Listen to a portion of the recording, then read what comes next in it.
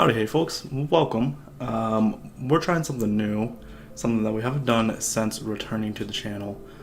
We're going to be doing a deck profile of how I'm building Bloomlord in the BT14 format.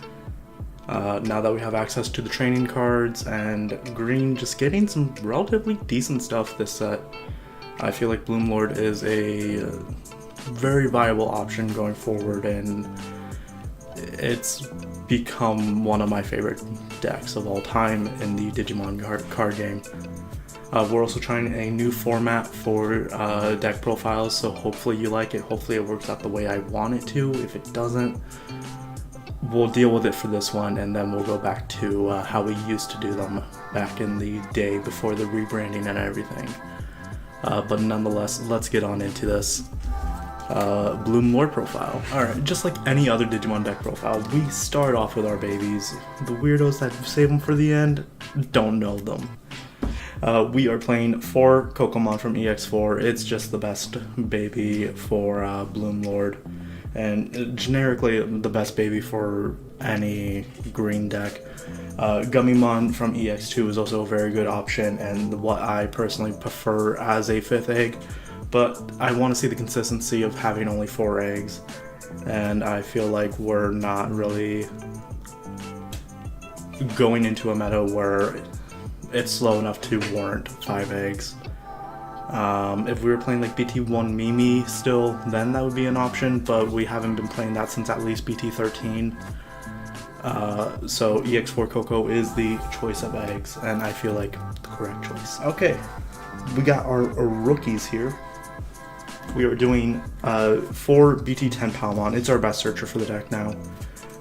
You could have argued in BT13 that Lalamon was also a really good searcher by searching out Yoshino, the tamer, as well. But Palmon just finds us our pieces way faster. And speaking of Palmon, we play 4 of the new BT14 Palmon. It has the exact same inheritable as Lala, and it somewhat gives you an ice wall type of effect with its start of main phase.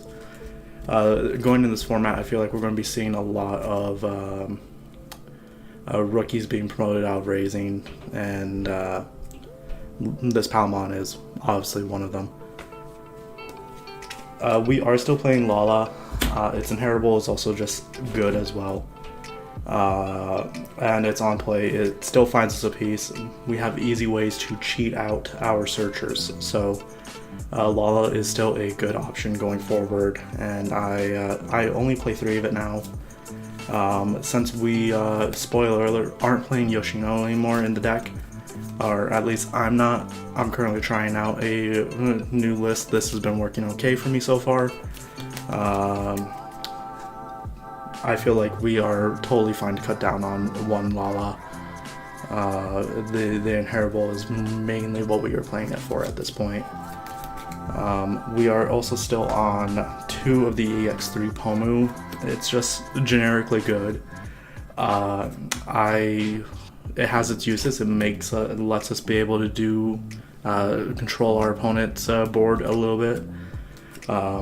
And I'm also playing a 1 BT9 Pomu as well, just as an option for a floodgate. I don't want to play more than 1 of it, because if it sticks on the board, for me, it can hurt. Just since it does go negatively with what we want to ideally do. Alright, for champions, we are on 4 of the BT10 Sunflow. Its inheritable is really good, really strong. You gain us cards in hand, which, you know, everyone loves extra cards in hand. And also them being able to, on Digivolve, suspend itself, or not even itself, suspend any of your cards, really. And then play out something for free. Sure, 3k or less, but that's easy. That is all our champions and below. Is just one of the best champions for the deck. And also we are on 4 of the BT13 Sunflow. Its inheritable is good. It's the same as the Palmon and the Lalamons. You know, if you have a green tamer out, when it would Digivolve, reduce the Digivolution cost by 1. but its main effect is really what we're also playing it for. It's easy to cheat out with, like BT10 Sunflow or Agitarmon even, and then we can go into Sunflow and then go into Agitar, and then use Agitar to suspend itself, play out Sunflow of BT13, activate the main of BT13, suspend itself, go into a Bloomlord, tap something else if we have it on board, otherwise gain back just 2 memory, and unsuspend with our Bloomlord. It allows us to just cheat our way into Bloomlord a little faster, which is always a good thing. And you know, we're not only playing 8 champions here, we are playing 2 of the BT14 Togemon. It's your turn. It has that inheritable as well of the Green Tamer out, reduce the evolution cost by 1. That's solid, that is good. But it's your turn is even better. It allows us to play the only tamer that we play in this deck for free once per turn, and it is lovely. Being able to play out a tamer for free is just great. Love to see it. This is one there are 2 cards in this deck where I'm still kind of trying to figure out ratios for. I kind of want to play more of this Togemon. I think only 3. If anything, I would say cut out a Sunflow for a Toga. But with a Toga, I feel like I want to play at least 1 more tamer, and we will see why when we get to that.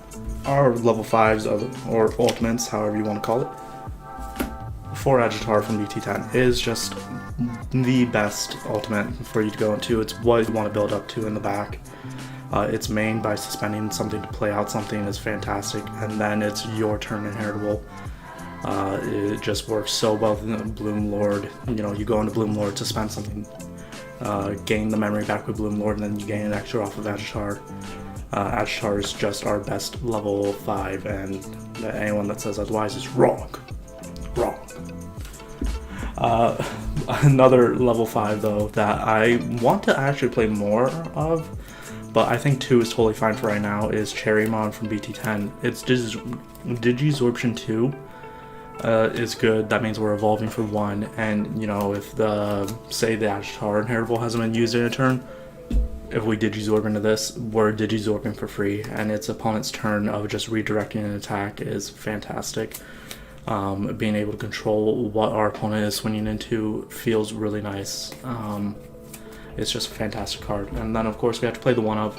We're playing the 1-of Blossomon. It's vegetation, and it's still it's a free Evo essentially that we can potentially net 1 off of with Agitar, in the same vein as Cherrymon being free with Agitar. I wish I could play more of it. Would play at least 2, but oh well. 1 is better than none, right? And then we are playing 8 level 5 Digimon, playing 8 ultimates. My 8th slot for since BT10 was the BT2 Argomon, the level 5 Argomon that is restricted at 1. We're finally cutting that out from the list, and we are playing the singular Lilymon Ace. The reason why I'm choosing to do 1 Lilymon Ace here is it just suspends anything, which is really nice in the counter phase. Your opponent swings with something little, just test the waters first. You have a level 4 out because you just flood your board real fast. You counter timing, blast Digivolve into Lilymon Ace, suspend the level 6 that they're waiting to swing with. I just tapped the camera. You suspend the level 6 that they're going to swing with next, and then you bounce the little guy that they're swinging with.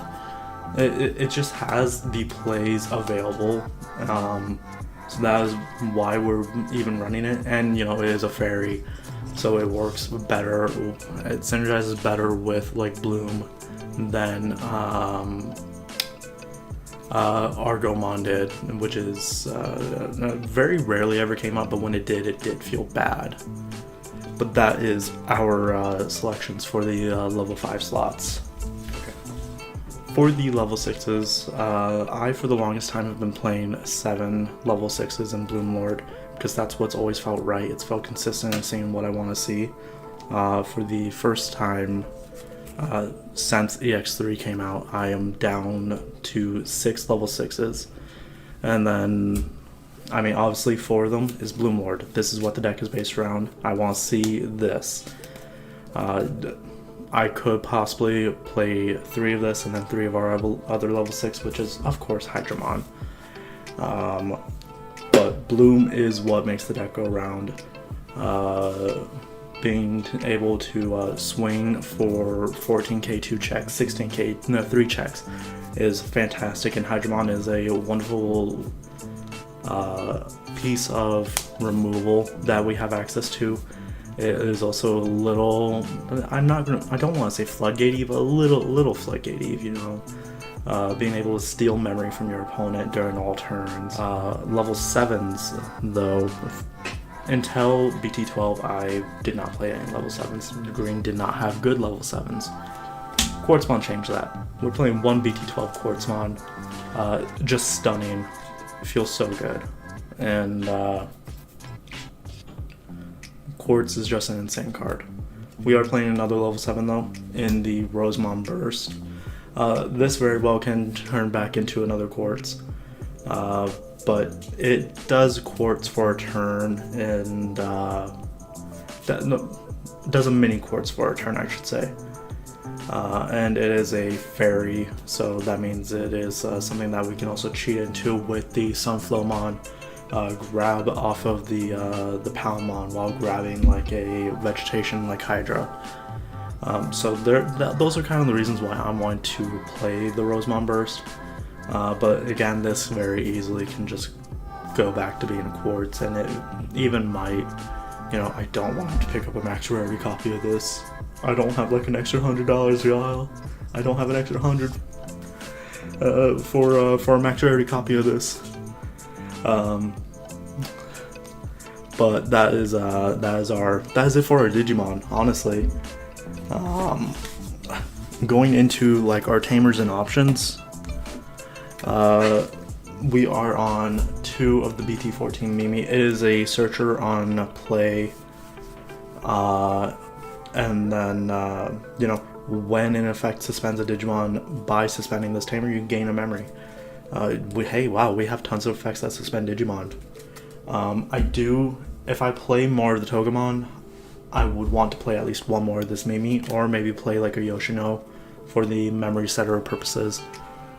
That is also still a very viable option.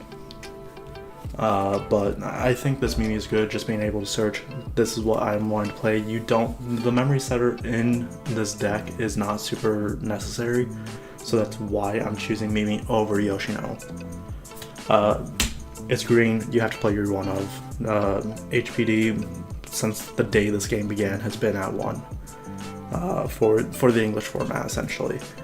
So we have to play it. You know, it's being able to go into Quartz for a cost of 1 and then gain back memory, or going into Rosemon Burst for 1, Hydra for 1, or for 0, or yeah, you know, HPD is just such a good card, a Saki 1 of for sure, but it is such a good card. We are playing 3 green memory boosts still. I really did kind of want to still play 4, mostly because I did not want to break up the playset of this artwork. I think this is fantastic artwork, I just have to say. But nonetheless, we are only playing 3 because these memory boosts almost effectively get power crept by the trainings. We're playing 4 agility training. These are insane cards. If you don't know, they are 2-drop options that are reveal the top 2 cards of your deck, add 1 green card. It doesn't have to be a Digimon, it doesn't have to be a tamer an option. It can just be a green card. Obviously the other trainings match their colors that they're for. and you just add one green card to your hand, return the other one to the bottom of the deck. Then it gets placed in the battle area for its delay effect, which is delay one of your Digimon may digivolve into a green Digimon in your hand for its evolution cost. When digivolving by this effect, reduce the cost by 2.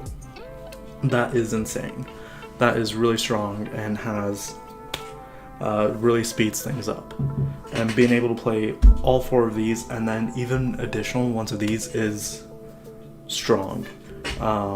I've heard like some people are playing like 7 to 8 trainings in Shine, and oof, that's powerful. But this is what I feel helps Bloomlord right now. It would make Grandis feel so good. Goodbye. I miss playing Grandis so much.